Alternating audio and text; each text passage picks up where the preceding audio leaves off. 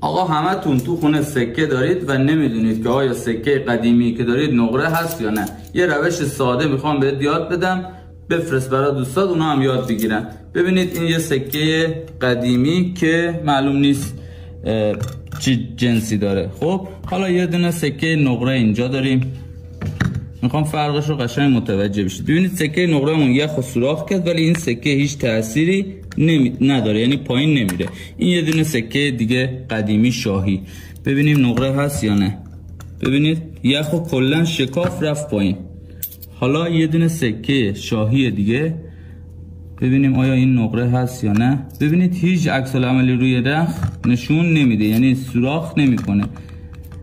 اینم یه دونه سکه بسیار قدیمی نقره، ببینید اصلا یخو ذوب میکنه، میره برای خودش پایین.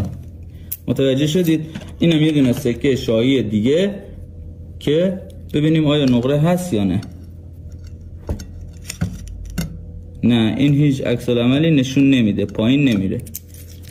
سکه نقره داشتید خریداریم آقا. از این سکه این نقره است، این نقره است، این نقره است.